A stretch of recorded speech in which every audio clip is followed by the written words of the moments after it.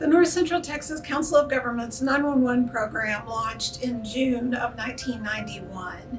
The first call was made in Collin County, and that has started a legacy that has lasted over 30 years. I'm Christy Williams. I'm the director of 911, and I have been here for a little over 30 years. So in the late 80s, we saw 911 throughout the state of Texas implemented in our larger cities. And actually over 80% of our population was covered by 911. Unfortunately, when you looked at the land mass, 80% was not covered. So the legislature worked to provide for an opportunity for all Texans to have 911. And this meant that anybody that wasn't already covered by 911 in the state of Texas would fall under the jurisdiction of the 24 councils of governments or regional planning commissions. So I am blessed to have been here since we cut 911 over, but actually there were 2 years of this program prior to cut over.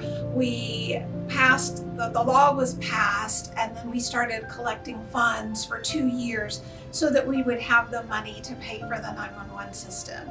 And we had retired firefighter Ben North, who led the charge in North Central Texas, and he got a small staff. He had 2 database coordinators, Chris Pikulinski and Tom Hinkleman, and he also had the lady that was the glue that held everything together, Sandra Bowers, and back then we called those people secretaries, and then I was the 5th employee of the program. So a lot of planning went into the implementation of 911 in North Central Texas. A state plan was developed, and then regional plans had to be developed. So we did have a North Central Texas Council of Governments regional plan.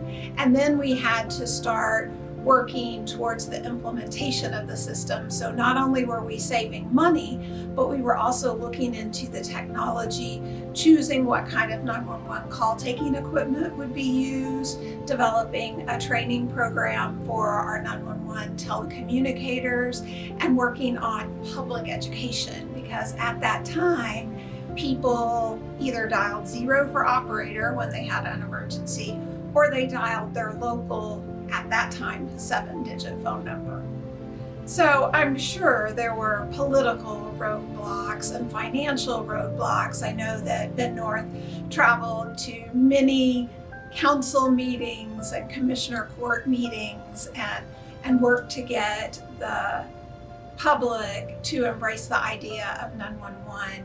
But my personal roadblock as public education and training coordinator was that I was going to fairs out in the region, and the public would come up to me in the 911 booth and see a pencil and say, "Finally, we've been paying this 50 cents for years and we get nothing. At least now I have a pencil."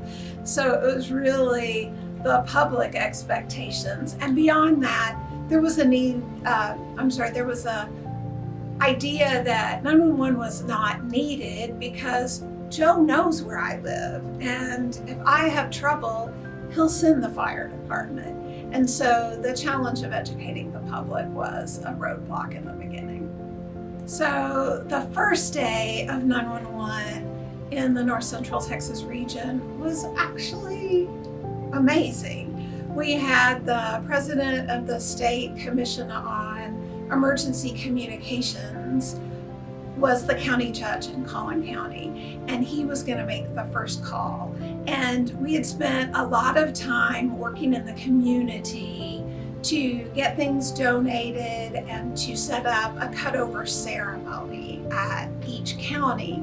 And so the judge got up to make the first call, and of course, as technology would have it, the first call did not go through. And so we had some technical difficulties, but then the call did go through and was successful. And then later that afternoon, we went to Rockwall County to do the same thing. And were met by a picket line, and there were people that were picketing because we were using balloons. And so that was a challenge, but it made it very memorable, and we did work through it. And then I think the most exciting thing about that day is that at the end of the day, when I did follow-ups, I learned that a life was saved in both of the counties on the first day of 911, both in Collin County and Rockwall County. They got a life-saving 911 call, so that was pretty special. So the first year was actually focused on the cutover ceremonies themselves, because we went county to county and did so. And that was a lot of work. I mean, we went to grocery stores and local merchants and asked for donations, and we got cakes donated and other materials and things to give away. And in some areas we even had our inmates bake cookies for us. So it was a whole realm of different things. But then that cutover ceremony was the opportunity for the elected officials as well as the public to understand what was happening in their community. And that was a pretty exciting time. There have been so many changes, not only in this region, but in the industry throughout the country, and I guess throughout the world. Technology has changed immensely and acts as a tool for us, but we've also learned a lot about the people part. And so we've been able to improve our training programs and provide resources to our telecommunicators that really allow them to enhance their performance and serve the public. And I think that that's been the common denominator through my 30 years, is that no matter what change we're asking people to go through, no matter what improvement we're trying to make, the constant is that the people in this industry care and they just want to help people. So what's the future like for 911 in this region and throughout the industry? As an early adopter, I hope that the future is full of things that I can't even imagine right now. I hope that technology will evolve and people will have the ability and willingness to change to make things better. And I think that we are going to see a move towards more data and information and situational awareness, but I think this excitement for me is not knowing what the future will hold, but being ready to embrace it.